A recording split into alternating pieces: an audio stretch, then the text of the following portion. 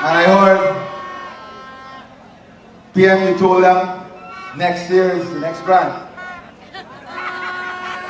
If they behave themselves, they get it this year. We will have a beautiful Christmas. We will have a beautiful Christmas. Look at the smile on my face and know that you will have an enjoyable holiday season.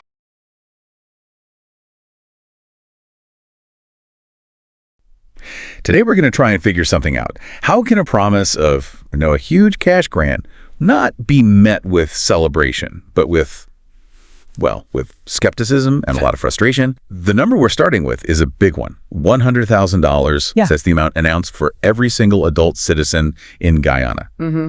And on the surface, that sounds like a massive policy win, a clear victory. It should be.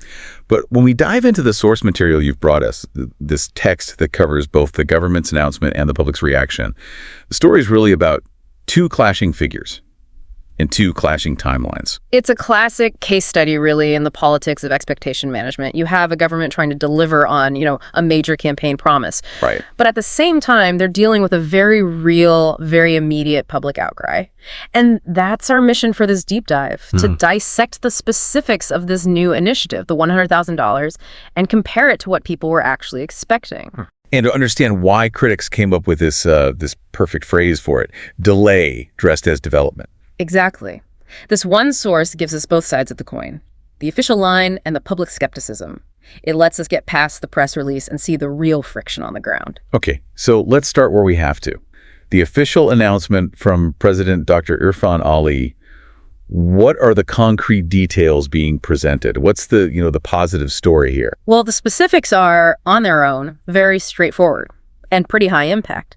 The promise is that every Guyanese adult will receive a cash grant of $100,000. Every adult. Every adult. That's the good news. But as it always is with policy, the devil is in the details, the mechanism. The how. The how and the when. And the crucial detail here from the source is the funding timeline. This huge grant is to be funded in Budget 2026. Okay, Budget 2026. And the source also clarifies that this budget is expected to be laid next month. Yeah. Speaking from the perspective of when the text was written. That's right. So the promise is being made now. The funds get sort of written into law soon. But the actual cash that's tied to a budget cycle that takes us well into the future, it's a deferred benefit. Precisely. And the government is really trying to frame this as a strategic move. They're presenting it as, yes, honoring a campaign promise, but they're using that 2026 timeline to signal long-term thinking. So fiscal responsibility. They want to avoid the look of just an immediate, maybe mechanic-driven handout. That's the idea. It makes sense on paper, right? If you're running an economy, you can't just drop that much cash into it overnight without thinking about the repercussions. Sure. Things like inflation. Exactly. And by tying it to a future budget, and the president explicitly says this is part of a broader plan, with additional cash transfers over the next 5 years, they're aiming for stability. They're trying to contrast this systematic approach with, say, a one-off emergency payment. Right. They're emphasizing that this is a long-term investment, meant to uplift citizens structurally, not just provide a temporary patch that might wear off quickly. So the official narrative is clear. We're being responsible, we're fulfilling our promise, and this is just the first step in a sustained 5-year investment in our people. That sounds like a pretty responsible way to govern. It is. What's so fascinating, though, is how that responsible long-term approach just completely crashes against the public's immediate reality. The government is speaking the language of future development, but the citizens, they're feeling the pain of the present moment. And this is where the two narratives just begin to split apart dramatically. Okay, so this is where it gets really interesting. The government has this long-term strategy, but it seems to have missed a very immediate, very urgent need. Let's get into the public reaction. If the official news is 100,000, why did people immediately start talking about a different, much larger number? This is where we have to talk about the missing Christmas gift. The missing Christmas gift. Yes. For months before this announcement, the source material confirms that citizens were led to believe that something very different was on the way. The public expectation was for a $200,000 cash relief. Double the amount. Double the amount. And, crucially, coming in time for a beautiful Christmas. Wow. Okay, so $200,000 expected for immediate Christmas relief versus $100,000 promised for some time in 2026. I mean, that's not just a gap, that's a chasm. It's a huge chasm.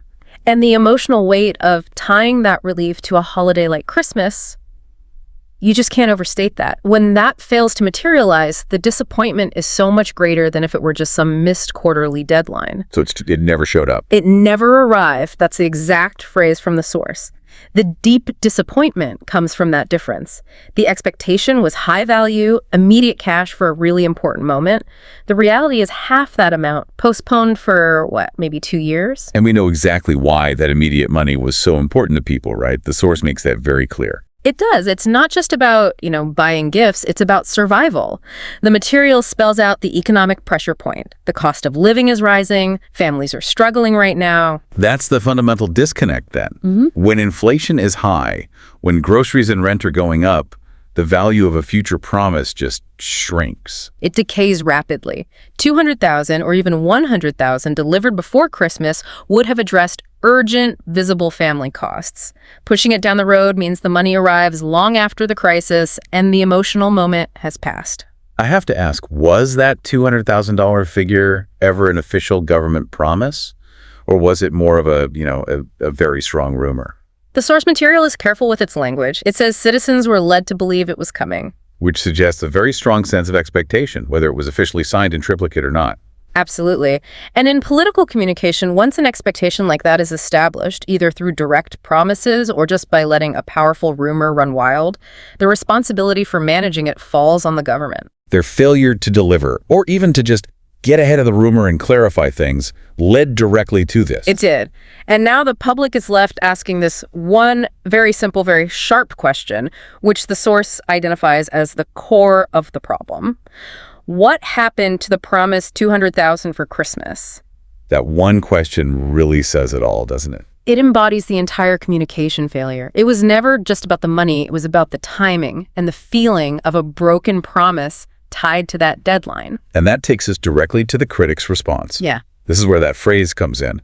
They don't see this as generosity, but as delay dressed as development. That is just brilliant political messaging. It takes the government's positive frame development and completely flips it on its head. What does that phrase really imply? It implies a lack of sincerity. The criticism suggests the government is basically taking an old failed promise, that higher value, immediate relief, and now they're just repackaging a delayed, halved version as some brand new, forward-thinking plan. Okay, so the delay part is the failure to deliver the $200,000 for Christmas, leaving families to struggle. Right. And the development is the spin, the attempt to reframe that delayed, smaller payment as some kind of strategic long-term vision. Exactly. The critics are calling out the political maneuver. They're arguing that if the government was genuinely concerned about the rising cost of living, that money would be dispersed immediately. But not in 2026. Not in 2026. Yeah. By pushing it back, it looks like they're prioritizing their budget procedures over, immediate human need. And that erodes the credibility of the entire plan. It makes the government look less concerned with helping people now and more focused on cleaning up a prior mess. And the consequence of this isn't just a few bad headlines. The source points out that public confidence is continuing to erode. That's the real long-term cost here, isn't it? It's a compounding cost. Once that trust is gone, every single policy announcement they make from now on, no matter how good it is, gets filtered through this lens of skepticism. People will always be wondering, okay, is this what we're actually getting? Or is this just the first draft before it gets delayed and reduced? That is the crucial observation. The delivery and the communication are just as important as the policy itself. When you connect it to the bigger picture, the issue isn't whether they're technically fulfilling some old promise. It's whether citizens believe promises are fulfilled at all. Or if they're just tools to be postponed and whittled down while people struggle. The public needed help now. The government offered a plan for later. That mismatch is everything. It's a masterclass in how proximity matters more than promise. The government was focused on the 5-year plan, but the people were focused on the next 5 weeks. And just making it through Christmas. This really brings up an important question for any government dealing with cash transfers. A policy that was meant to look like a long-term stabilizer is instead seen as an insult, all because it failed to address that urgent emotional expectation. The delay just fundamentally changed what the initiative meant to people. So when we boil it all down, what does it all mean? We started with this big, clear number $100,000, but we've ended up realizing the real story is this deep tension between that future promise and the memory of a missing $200,000 for Christmas. And I think for you, listening to this deep dive really shows how effective policy communication isn't just about the substance. It's critically about managing the public's expectations around timing, especially when financial stress is high. The pattern the source identifies is stark. You have struggling families losing confidence because of this perceived delay and reduction. So consider this final thought. What if the government had just delivered this $100,000 grant today? With no prior rumor of a larger amount. Right. Would that immediate injection of cash, even at half the rumored amount, have been more effective at restoring confidence than sticking to their broader planned timeline for 2026? Because sometimes the power of immediacy, of showing you're listening right now, is worth more than the most sophisticated long-term plan. It often dictates political success far more than we think.